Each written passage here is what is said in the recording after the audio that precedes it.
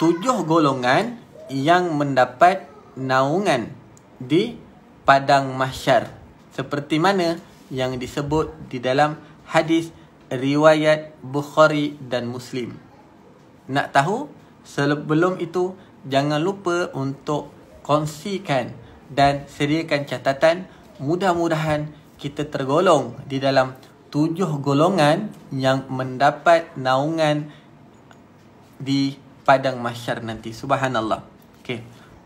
Yang pertama, golongan yang mendapat naungan di padang mahsyar, naungan dari Allah Subhanahu Wa Taala. Yang pertama iaitu pemimpin yang adil. Okey, pemimpin yang adil. Apa maksud pemimpin yang adil?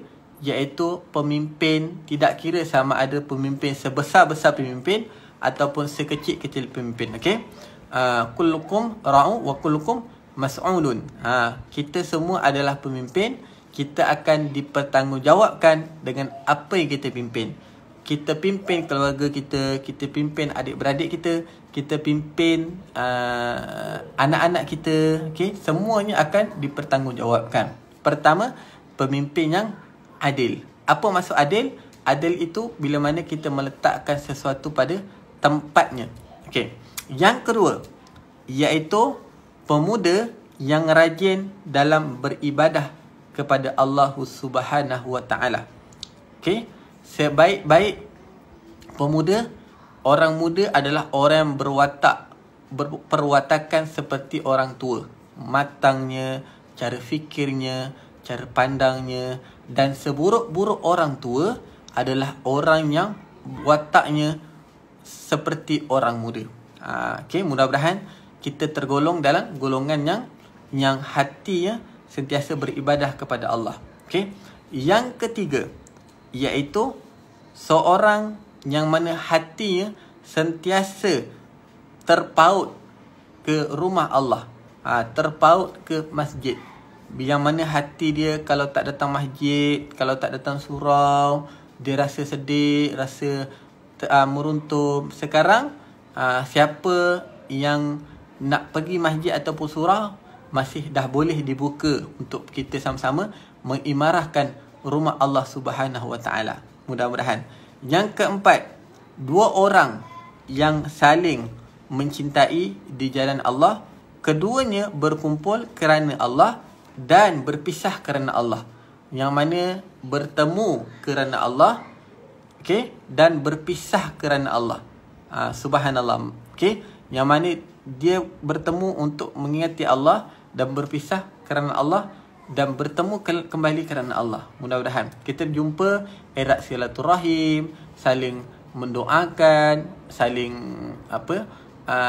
memberikan kebaikan, berkongsi kebaikan kerana Allah. Mudah-mudahan ini adalah salah satu dari golongan yang mendapat naungan Allah. Siapa lagi? Iaitu seorang lelaki yang diajak berzina oleh seorang wanita yang mempunyai kedudukan yang cantik, lalu dia berkata, sesungguhnya aku takut pada Allah. Okey, sesungguhnya aku takut pada Allah. Inni akhafullah. Aku takut pada Allah. Seorang lelaki yang diuji, digoda oleh wanita, tetapi dia mengatakan aku takut pada Allah. Subhanallah. Perlu kekuatan iman yang mantap. Okey. Yang keenam, siapa? Seorang yang bersedekah. Okey, yang mana sedekahnya disembunyikan. Okey, disembunyikan sehingga tangan kirinya tak tahu apa yang diinfakkan oleh tangan kanannya. Okey, orang yang sedekah dengan tangan kanan, yang mana tangan kiri dia pun tak tahu apa yang disedekahkan. Sebab itulah kita digalakkan untuk kita sedekah dalam keadaan niat kerana Allah. Dan kita bersedekah dalam keadaan orang tak tahu, itu lebih baik dari kita sedekah dalam keadaan orang yang tahu. Tetapi bergantung pada situasi. Kalau situasi yang keadaan kita perlu kempen untuk ajak orang membantu dan sedekah, itu digalakkan untuk kita bagi tahu, tapi niat kerana Allah. Tetapi kalau dalam keadaan kita niat sedekah untuk dapat redha Allah, digalakkan untuk kita sedekah dengan senyap-senyap. Okey, Subhanallah ya. Okey, kerana dalam sedekah ada keberkatan rezeki. Yakin dalam sedekah ada keberkatan rezeki. Okey. Dan yang ketujuh, orang yang berzikir kepada Allah dalam keadaan sepi, lalu dia menitiskan air mata. Allahu Akbar. Agak-agak kita tergolong tak dalam 7 golongan ini. 7 golongan ini. Salah satu pun tak apa, paling tak ada. Tapi yang ketujuh tu wajib ada pada kita. Iaitu apa? Orang yang berzikir kepada Allah dalam keadaan sepi, lalu menitiskan air mata. Yang ketujuh ni paling tak ada, kita kena ada. Kita duduk dan diam, kita taubat, kita menyesali kita punya kesalahan, kan? Kita kira balik berapa nikmat yang Allah bagi pada kita, setimpal tak dengan amalan kita. Air mata yang menangis kerana takutkan Allah, mudah-mudahan air mata itu mampu untuk memadamkan api neraka. Allahu Akbar. Dapat sesuatu?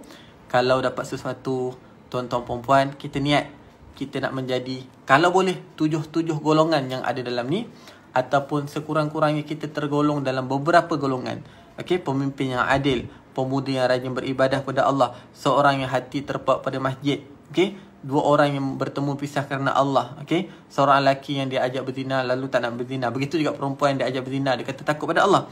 Okey, yang keenam, seorang yang bersedekah tangan kanan, sedekah tangan kiri tak tahu. Dan ketujuh, orang yang duduk seorang-seorang, dia zikir sehingga air mata menitis. Masya-Allah. Allahu Akbar. Mudah-mudahan kita tergolong dalam golongan ini, insya-Allah. Amin ya rabbal alamin. Okey, nak tak saya kongsikan lagi supaya kita boleh berkongsi sama-sama? Kalau nak, tulis nak dalam komen. Dan terima kasih untuk setiap kongsi ataupun share anda. Mana tahu kita menyebabkan orang lain mendapat ataupun tergolong dalam 7 golongan ini. Amin ya rabbal alamin. Tahniah dan terbaik semua, insya-Allah.